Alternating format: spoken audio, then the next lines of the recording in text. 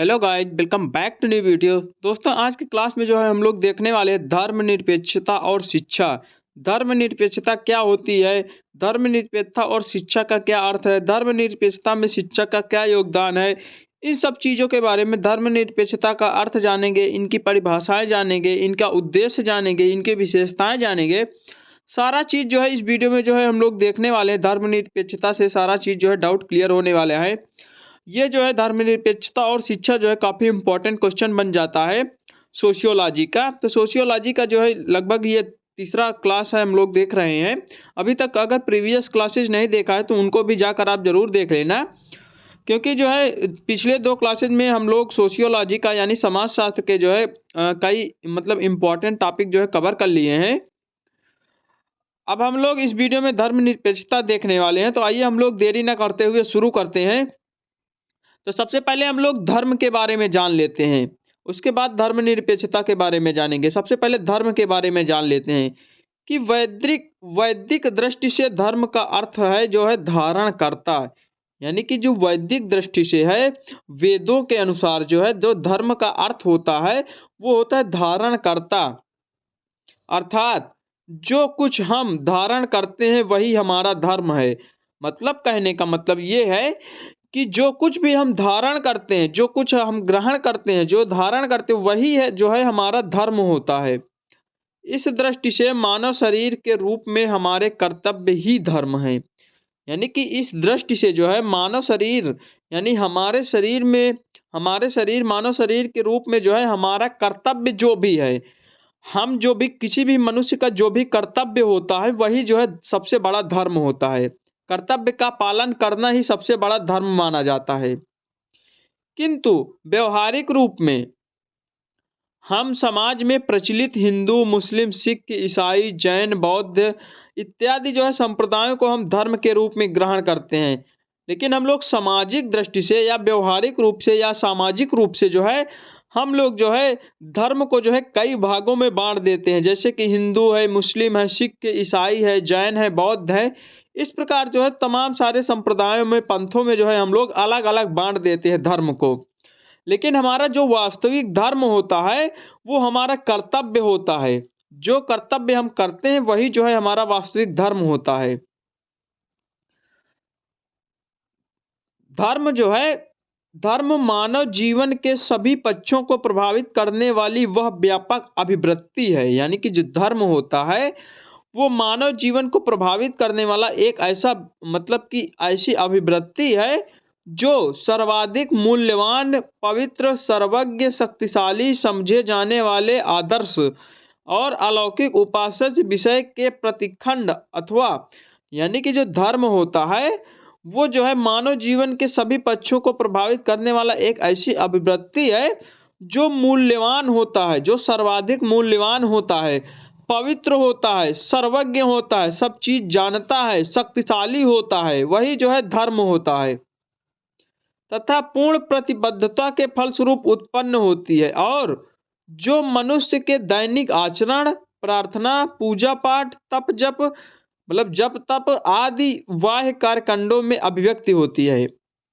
प्रायः हम लोग ये समझ लेते हैं कि जो जो जो हमारा धर्म है वो प्रार्थना से, पूजा पाठ से, जप तप से जो है हमारा धर्म जो है दिखाई देने लगता है। अलग अलग धर्म में अलग अलग प्रार्थनाएं होती हैं, अलग अलग पूजा पाठ होता है, अलग अलग जप तप होता है। उसी के अकॉर्डिंग हम लोग जो है धर्म को मान लेते हैं, उसी को देखते हुए हम लोग समझ जाते हैं कि ये व्यक्ति जो है किस धर्म का है। लेकिन ऐसा फिलहाल नहीं होना चाहिए। हम लोगों को जो है जो धर्म होना चाहिए वो जो है उसके कर्तव्यों के आधार पर निर्धारित होना चाहिए, उसके कर्मों के आधार पर निर्धारित होना चाहिए, ना कि उसके जाति, वंश मतलब इस प्रकार से उसको जो है निर्धारित नहीं करना चाहिए। आगे हम लोग देखते हैं, लोग जो है धर्म को अपने अनुसार मानते हैं। यानी कि हमारे समाज में जो धर्म को जो है अपने अनुसार माना जाता है। कोई धर्म को प्रार्थना व पूजा मानता है, मतलब कुछ व्यक्ति ऐसे हैं जो धर्म को जो है प्रार्थना और पूजा मानते हैं, और कोई जो है ऐसे हैं जो आंतरिक चेतना मानते हैं। कुछ व्यक्ति ऐसे हैं जो धर्म को जो है प्रार्थना और पूजा मानते हैं, और कुछ व्यक्ति ऐसे हैं जो धर्म को आंतरिक जो है चेतना मानते हैं। श्रीमद् भगवत गीता में जो है कर्म को ही धर्म माना है। यानी कि जो गीता में कहा गया है, भगवत गीता में जो कहा गया है, उसमें कहा गया है कि कर्म ही धर्म है, यानी कर्म को ही धर्म मानता है।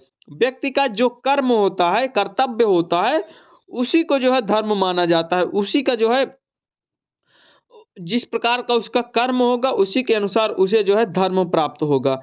धर्म को जो है मोक्ष या फिर ईश्वर प्राप्ति का साधन माना जाता है। जो धर्म होता है उसको जो है मोक्ष प्राप्ति का साधन और ईश्वर की प्राप्ति का साधन माना जाता है धर्म को। धर्म को जो है भारत में आत्मज्ञान आत्मबोध का ही प्रत्यय माना जाता है। मतलब भारत में इसका जो दृष्टिकोण है वो धर्म का दृष्टिकोण जो है आत्मज्ञान आत्मबोध का जो है प्रत्यय माना जाता है भारत में। यह जो है मानव सेवा से जुड़ा होता है। धर्म जो होता है वो मानव सेवा से जुड़ा होता है। इसका जो मुख्य कुछ लोग जो है धर्म का मुख्य आधार जो है सत्यम शिवम सुंदरम मानते हैं। मतलब कुछ व्यक्ति जो है जो धर्म का मुख्य उद्देश्य या फिर मुख्य आधार जो मानते हैं वो जो है सत्यम शिवम और सुंदरम को मानते हैं। अब हम लोग धर्म की परिभाषाएं देख लेते हैं। अभी तक हमने धर्म का अर्थ जाना कि क्या होता है धर्म, किस प्रकार हम लोग मानते हैं। अब जो है धर्म की परिभाषाएं थोड़ा सा देख लेते हैं कि जो धर्म है वो एकीकरण व समन्वय का सिद्धांत है। जो धर्म होता है वो एकीकरण और समन्वय का जो है सिद्धांत होता है। दूसरी परिभाषा है कि धर्म जो है सिर्फ विश्वास नहीं व्यवहार है। जो धर्म है वो सिर्फ विश्वास ही नहीं होता बल्कि व्यवहार होता है। धर्म जो है सिर्फ दृढ़ व्यवहार ही नहीं बल्कि आचरण है। सिर्फ आस्था ही नहीं बल्कि क्रिया है। धर्म में मानव का संपूर्ण व्यक्तित्व शामिल होता है। यानी कि धर्म में जो है मानव का संपूर्ण व्यक्तित्व जो है शामिल होता है। अब आगे हम लोग चलते हैं। अब हम लोग अभी तक हम लोगों ने धर्म के बारे में जाना, धर्म का अर्थ जाना, धर्म की परिभाषाएं जाना। अब हम लोग चलते हैं धर्मनिरपेक्षता का अर्थ और धर्मनिरपेक्षता की परिभाषा को देखने वाले हैं। तो सबसे पहले धर्मनिरपेक्षता के अर्थ के बारे में हम लोग जान लेते हैं कि जो धर्मनिरपेक्षता का शाब्दिक अर्थ है वो बिना किसी धर्म के आधार पर निर्णय लेना और कार्य करना। यानी कि जो धर्मनिरपेक्षता है उसका जो शाब्दिक अर्थ होता है वो जो है बिना किसी धर्म के आधार पर निर्णय लेना या फिर कार्य करना जो है धर्मनिरपेक्षता का अर्थ माना जाता है। व्यवहारिक रूप में धर्मनिरपेक्षता एक सामान्य मानवीय भावना है जो उच्च एवं श्रेष्ठ विचारवान व्यक्तियों के अंदर या फिर मनुष्यों के अंदर पाई जाती है। यानी कि व्यवहारिक रूप से सामाजिक रूप से जो धर्मनिरपेक्षता होता है वो एक सामान्य मानवीय भावना होती है जो मतलब धर्मनिरपेक्षता उच्च और श्रेष्ठ विचारवान मनुष्य के अंदर पाई जाती है। जब व्यक्ति जो है किसी दूसरे व्यक्ति के धार्मिक विचारों मूल्यों और विश्वासों का सहन करता है तो जो है उनका बिना किसी भेदभाव के सम्मान करता है। यानी कि कहने का मतलब ये है कि जब व्यक्ति जो है किसी दूसरे व्यक्ति के धार्मिक विचारों मूल्यों विश्वासों को सहन करता है तो उनका जो है बिना किसी भेदभाव के सम्मान करता है। तो इस विचारधारा को जो है हम लोग धर्मनिरपेक्षता कह सकते हैं। क्योंकि मनुष्य जो है समाज का ही एक अंग है और वह सामाजिक प्राणी है। यानी कि मनुष्य समाज का ही एक अंग होता है, एक सामाजिक प्राणी होता है। इसीलिए जो है मनुष्य के जो मतलब कि किसी दूसरे व्यक्ति के प्रति जो भी हमारी भावनाएं होती हैं, उसके धार्मिक विचार होते हैं, उनके मूल्य होते हैं, उनके विश्वास होते हैं, उनको जो है बिना किसी भेदभाव के जो है उसका सम्मान किया जाता है। तो उसी को हम लोग धर्मनिरपेक्षता के अंतर्गत जो है रखते हैं। आगे चलते हैं कि जब से मानव समाज का उदय हुआ है, यानी कि जब से मानव समाज का जन्म हुआ है, मानव सभ्यता का उदय हुआ है, तभी से जो है प्रेम स्नेह दया सहयोग सहनशीलता के रूप में धर्मनिरपेक्षता का प्रचलन और शुभारंभ हो गया है। मतलब जब से मानव सभ्यता का उदय हुआ है, मानव सभ्यता का विकास हुआ है, तभी से जो है मतलब प्रेम, स्नेह, दया, सहानुभूति, सहनशीलता, यही सब जो है इन सब के रूप में धर्म निरपेक्षता का जो है अत्यधिक प्रचार प्रसार हुआ है, इसका प्रचलन हुआ है, इसका शुभारंभ हुआ है। धर्मनिरपेक्षता और पंथ निरपेक्षता दोनों ही अपने अंदर समान भावना रखते हैं। यानी कि जो धर्मनिरपेक्षता है और पंथ निरपेक्षता है, दोनों जो है अपने अंदर समान भावना रखते हैं। और वर्तमान में हम जिस धर्मनिरपेक्षता को स्वीकार करते हैं वह जो है पंथ निरपेक्षता ही है।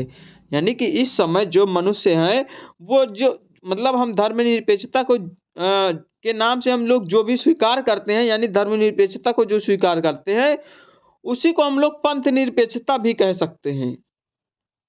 धर्मनिरपेक्षता जो है अंग्रेजी के सेकुलरिज्म शब्द का जो है हिंदी रूपांतरण है। यानी कि जो धर्मनिरपेक्षता है वो अंग्रेजी शब्द सेकुलरिज्म का हिंदी रूपांतरण है। सेक्युलर का आविष्कार जो है, सेक्युलर शब्द का आविष्कार जो है जीजे होलीओक ने किया था। यानी कि जो धर्मनिरपेक्षता शब्द का जो आविष्कार है वो जो है जीजे होलीओक ने किया था। अब हम लोग जानते हैं कि मतलब परिभाषाएं अब हम लोग धर्मनिरपेक्षता की जान लेते हैं। सबसे पहले महात्मा गांधी के अनुसार जो है धर्मनिरपेक्षता की परिभाषा क्या दी गई है, तो हम जो है सभी धर्मों एवं विश्वासों को समान आदर प्रदान करते हैं। महात्मा गांधी जी कहते हैं कि हम जो है सभी धर्मों एवं विश्वासों को समान आदर प्रदान करते हैं, अर्थात हम जो है सर्वधर्म जो है समभाव में आस्था रखते हैं। यानी कि गांधी जी कहते हैं कि हम जो है सभी धर्मों को एक समान समझते हैं, सभी धर्मों पर विश्वास रखते हैं। हमारे लिए जो है सभी धर्म जो है एक समान होते हैं, सभी धर्म की आस्थाएं समान होती हैं, महात्मा गांधी जी कहते हैं। अगला है चैम्बर्स के शब्दकोश के अनुसार, यानी चैम्बर्स महोदय के अनुसार धर्मनिरपेक्षता क्या है। तो धर्मनिरपेक्षता वह विश्वास है जो राज्य नैतिकता, शिक्षा आदि को धर्म से स्वतंत्र रखता है। यानी धर्मनिरपेक्षता एक ऐसा विश्वास होता है जो राज्य नैतिकता, शिक्षा आदि को धर्म से जो है स्वतंत्र रखता है। अब हम लोग देखने वाले हैं कि धर्मनिरपेक्षता के उद्देश्य क्या क्या हो सकते हैं। अभी हम लोगों ने धर्म के बारे में जाना, फिर धर्मनिरपेक्षता का अर्थ जाना, धर्मनिरपेक्षता की परिभाषाएं देख लिया। अब हम लोग चलते हैं धर्मनिरपेक्षता के उद्देश्य क्या होते हैं। तो धर्म का पहला नंबर है इसमें उद्देश्य में कि धर्म का अनावश्यक प्रवेश व फिर दबाव नहीं होता है। इसमें हम लोग देख लेते हैं कि जो धर्मनिरपेक्षता का सबसे प्रमुख उद्देश्य यह है कि किसी भी राज्य की नैतिकता, शिक्षा आदि पर किसी भी प्रकार के धर्म का अनावश्यक प्रवेश या फिर दबाव नहीं होगा।